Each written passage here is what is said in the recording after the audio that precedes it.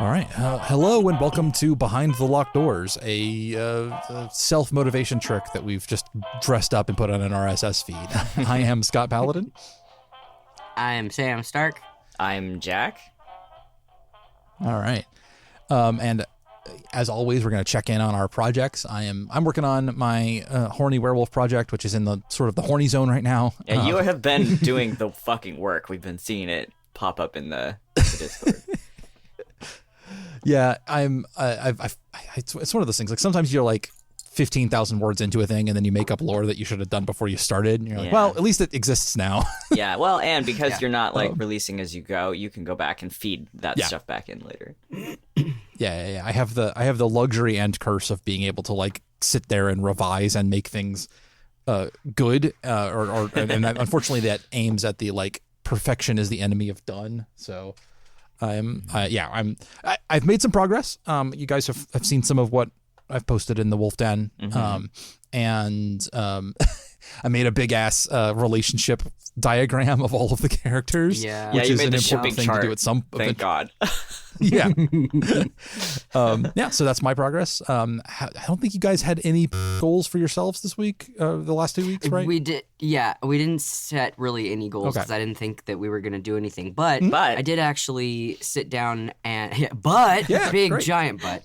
I did sit down and write just some kind of skeletal things for the first episode because I realized that if I didn't actually start putting it somewhere that it was always going to be this sort of floaty weird idea that didn't have any structure to it. Yeah.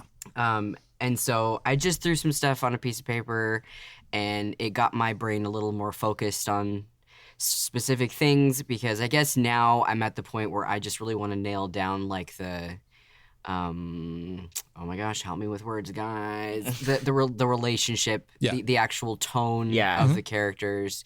And it for some reason I started it out with as being the complete straight man. Just like absolutely like, we have a thing we need to do. What the fuck are you doing? And I don't know why, but West is just ADHD brain and he doesn't even have ADHD. So I don't know what's happening.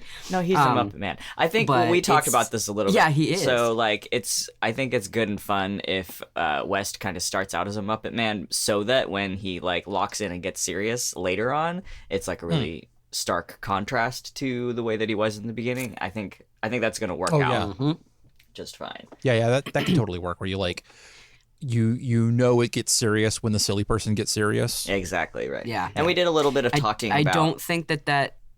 Go on, Sam. Sorry. You're fine. I don't think though. Just wanted to say real quick. I don't think that's going to mean that Az is going to switch to the Muppet Man later. So we're not going to do that. I mean, they're both going to have Muppet moments at least. Oh, right? yeah, like, for sure. Muppet moment. There's time a certain amount with of the boys. single brain cell energy between the two of them. Yes, absolutely. I'm sorry, Jack. What were you saying? No, it's good. I was going to say we also talked a little bit about the like reveal that needs to happen later about as finding out that West was the one who like cut him out of the fallen engine, and how we were trying to figure out how far ahead of that time West realizes who Azariah is, because I was thinking like, well, okay, if you're a paramedic and you rescue someone who's unconscious and you don't really speak to them and then you see them in a Starbucks 10 years later, you're not going to remember who they were.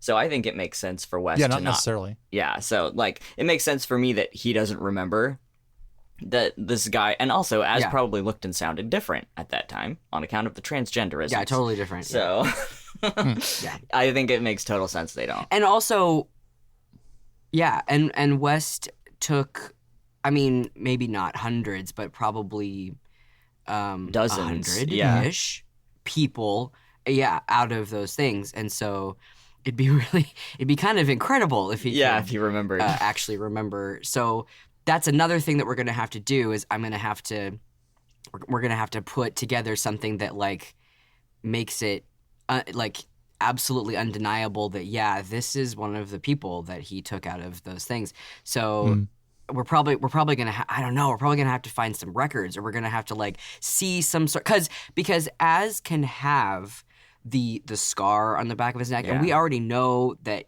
he was a part of that. Like that's the thing, but we don't know that West is the physical person who took him out of the thing. Yeah. So it's like we're gonna need some sort of documentation or some sort of visual something that's gonna be like West is just gonna be like oh shit. Yeah. What?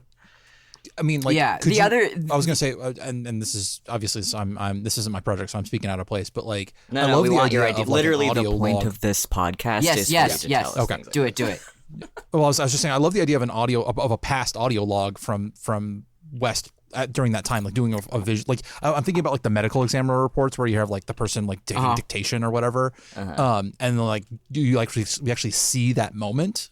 You could actually put it on screen that shit. way because an Yeah. audio log is going to be the same as One of the things that I was thinking, and I wanted to run this by you guys, is spoilers. Yeah, big spoilers. the show is about stuff that hasn't come what out the yet. show Yeah, is. it's all spoilers. So I've already casted in my head basically everybody for this show. Oh, yeah. Unless people that just crop up, I'll be like, Jack, do you have somebody for this person? Anyway, one of the very very important characters is going to be this preservation soldier. I think we decided he needs to be some sort of higher sergeant.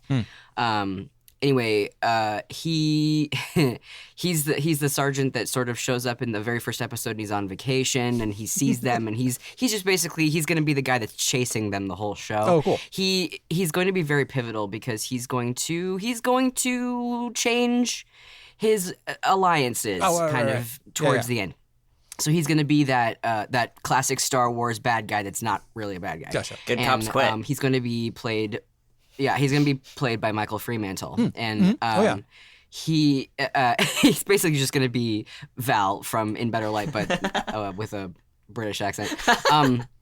But I had this idea that he is going to get a little obsessed with like the things that are happening, and when he finds out what's going on Very with the Javert. Hypatia, like he's gonna, because this character is very like loyal. He's very he's very much like the preservation soldier. He's but he's a good guy. So when he finds out that the terrible corporation that he's working for is very evil, he's like, Wait, what the everything I fuck? know.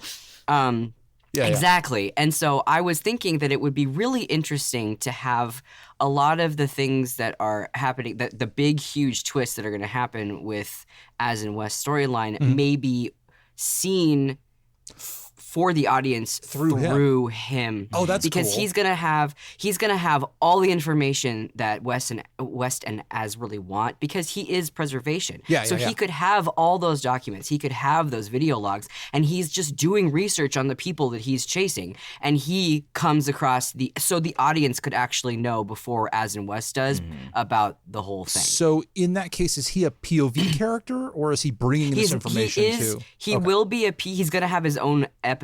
Okay, cool. And so he's gonna have like an episode where he's gonna get his mission, and he has a little bot like in is it Portal?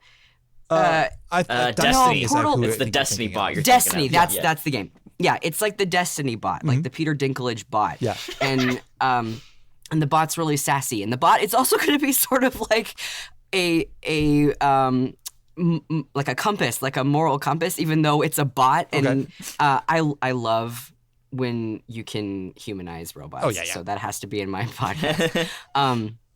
But I'm not saying that I want him to like be the view that the audience sees the whole time. Sure. It would just be really cool for like him to because it just makes sense for him to have all of that documentation. It makes sense for him to see it and find it, and then that is a way that Az and West could get their hands on it at some point. But that is still in the very, very beginning stages of things, and I have to like. I have to like put things on paper, and I have to like actually do it.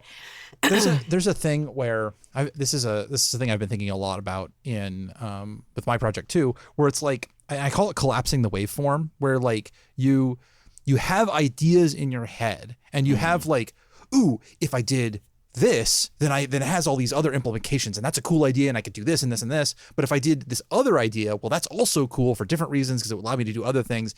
And but until you write it, until you make a decision between the actual form that comes out in, you get the very self-indulgent thing of getting to play in all of that space mentally. Yeah. And unfortunately, at certain points, you just have to like collapse the waveform.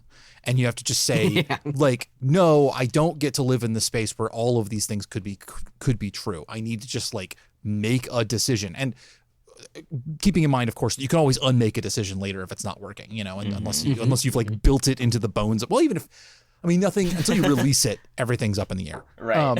So like, there's something really valuable about like we talk about, you know, like when you're just sitting around thinking about an idea that like. That is work, and you got to do that. That's a kind of writing. But at some point, you just have to put something on paper in order to like make it real enough that then you can make further conclusions about it and make other, you know, start choosing those paths. So for sure, writing, just like, even if it's not like a draft, it's just like, I'm going to write some of these ideas on paper, you know, and then like make them real. There's a thing where Adam Savage talks about coming to like these kinds of decisions in like the artistic process, where you're like, you have the thing he talks about is a sculpture, and he's like, I don't know what to paint this sculpture, right? Like I don't, it's a thing, it needs to be a color, I don't know what color it should be. And he's like, okay, so the thought process becomes, what is the worst possible thing I could paint it? Like, what is the obviously the bad color wrong decision? Okay, it'll be yellow and purple candy stripes, right? And then you do that, you paint it that way, and then that helps you concrete, be like, oh no, now I understand. Now that I've done the wrong version of it. Yeah. So even if you like choose wrong, even if you choose wrong deliberately, it can also help with like figuring out like what your actual answer is and stuff. Yeah. Yeah. No, that makes sense. Yeah. I do that a lot with dialogue. I'll have 2 or 3 ways that I want a conversation to go, and I'll have all of them really, really structured in my brain. Yeah. And then when I write them, I have to start making decisions as the dialogue progresses. And I've had a lot of instances where I have like 2 or 3 ways that I want it to go in my head, and when I finally get it on paper and I start like axing stuff, I end up with none of what I had in my head. So it has to be organic for me. People talk all the time about how like you put the characters on the page and then they just kind of get away from you. Yeah, and, they like, just that do stuff. Absolutely. Yeah. That's real. That absolutely happens. The thing I don't know if struggling is the right word.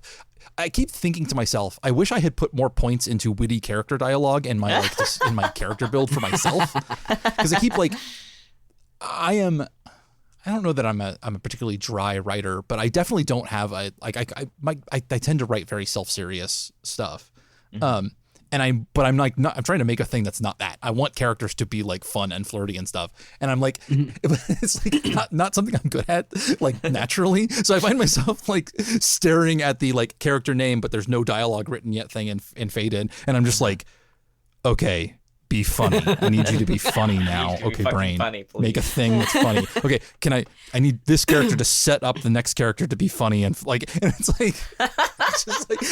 the tone's all wrong. Like brain's just like sitting there like with pressing my fingers on my forehead, being like, okay, let's do this. Let's be funny. Yeah. In the book that I published, oh my God, is it 2 years ago now? I don't remember.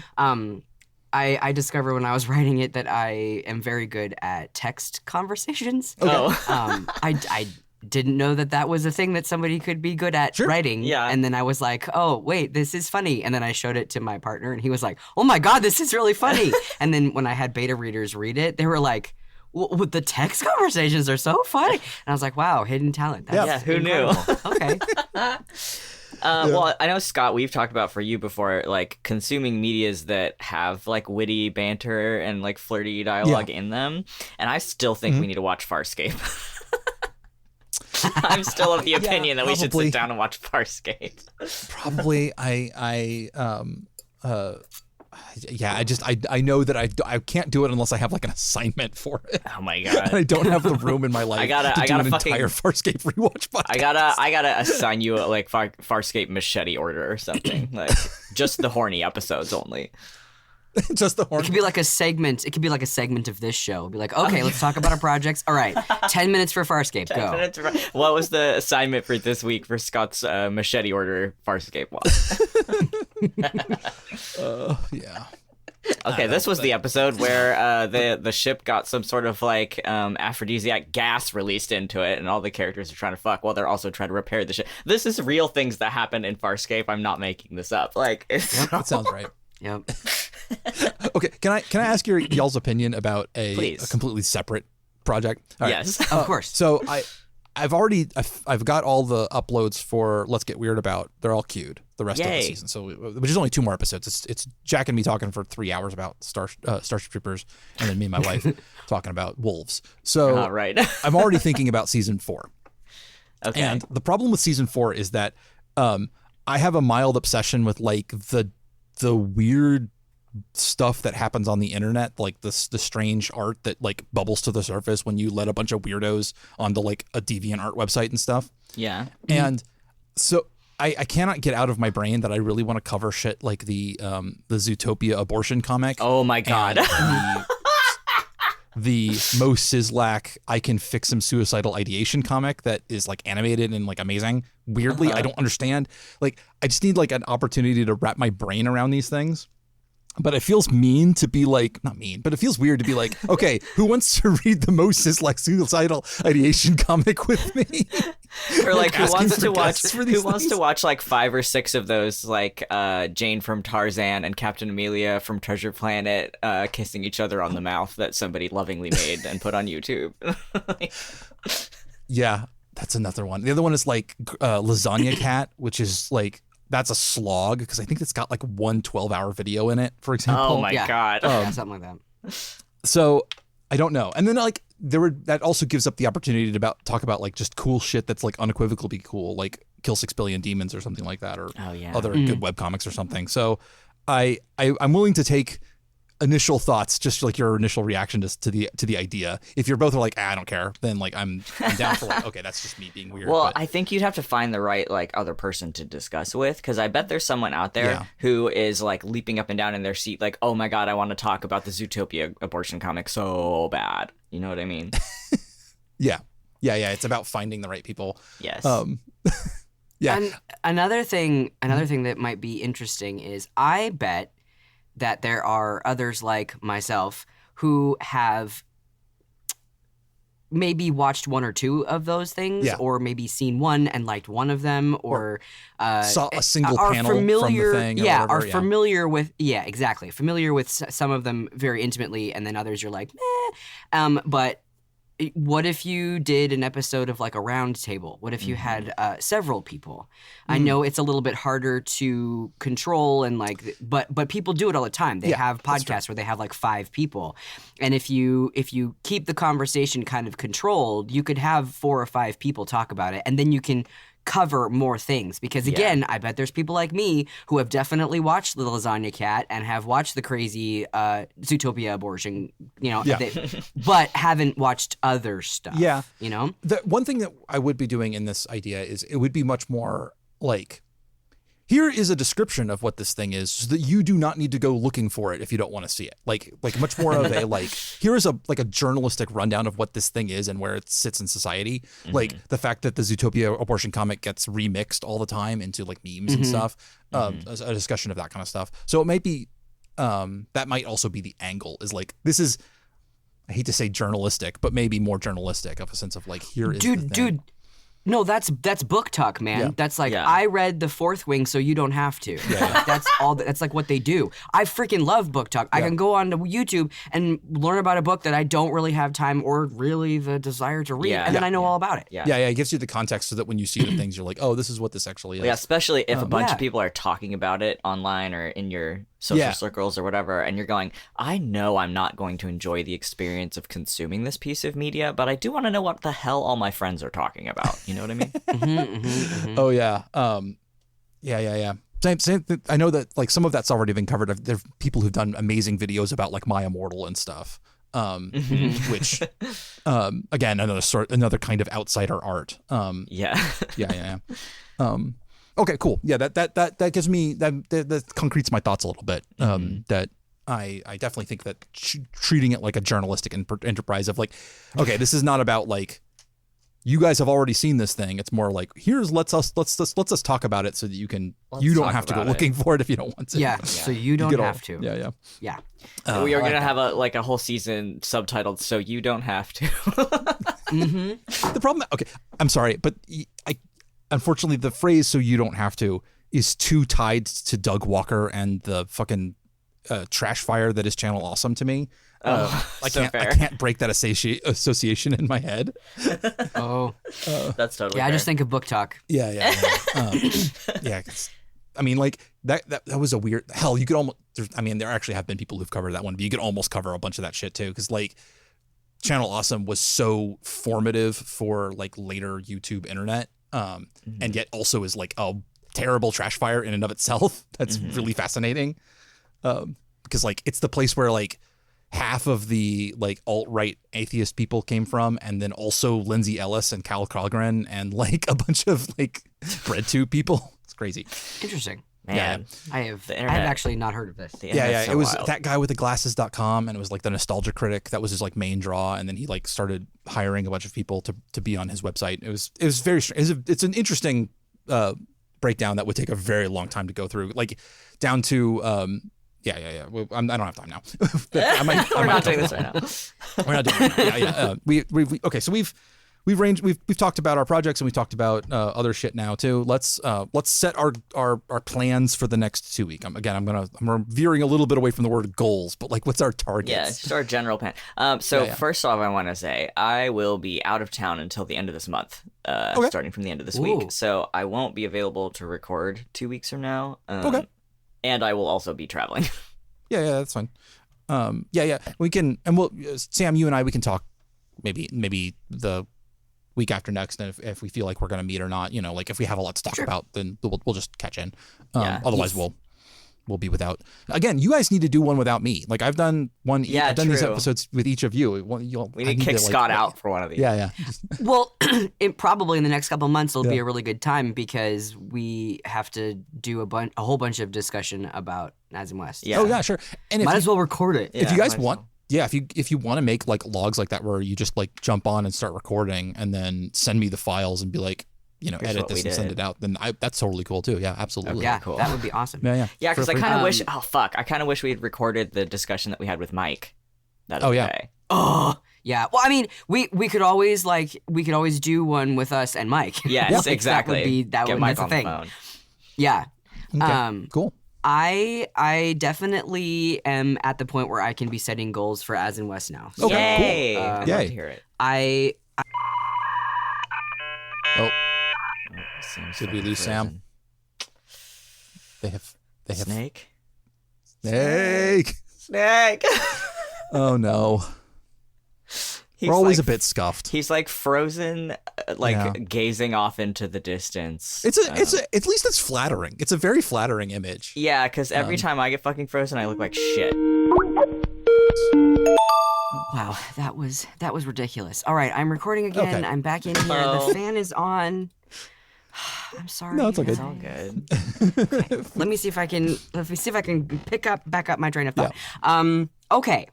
So what I was saying was, yes, I am definitely in a position where I can set goals to finish As in West things. Yes.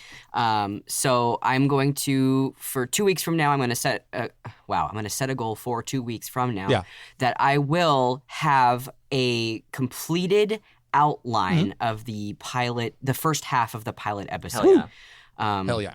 Because it's probably not going to have the dialogue that I want. It's probably not going to have all the bits and pieces and bobs and stuff like that. But I will have an outline for the first episode. Cool. Awesome. I also really, really want to maybe for the 2 weeks after that. I know this is a lot in advance, but this is how I have to do my brain. No, please. Whatever works. I might need to do another one of those breakdowns of the whole season, and maybe not episode by episode, but like story arcs. Yes. Sure. Because if I don't think about where stuff is going, I'm just gonna go, and it's gonna go probably not where I want it to. Sure. So Okay. that's what I'm gonna try and do. Cool. And then Jack, you're going to be traveling, so I will be not here. That's your thing. You're traveling. I will be driving to Baltimore is what I will be doing. I am. I've got this section that I'm working on now. The sort of little sexy fight scene thing that I'm doing. I love your sexy. I'm gonna have scene. that Very sexy fight scene. Okay, good.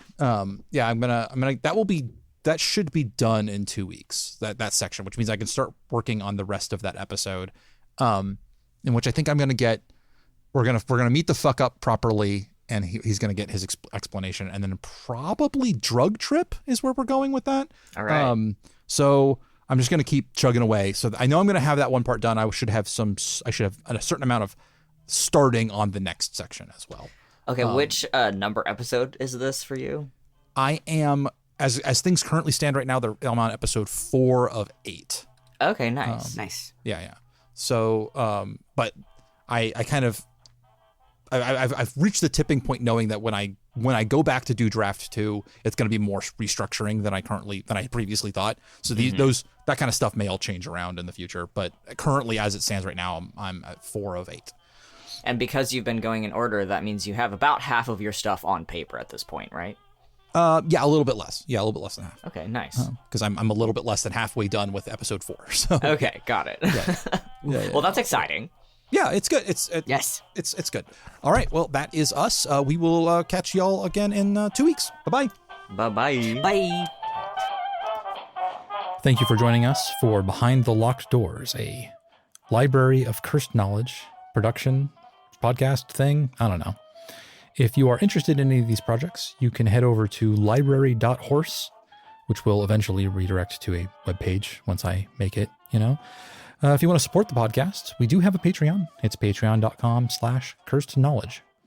See y'all next week. No, wait. See y'all in 2 weeks.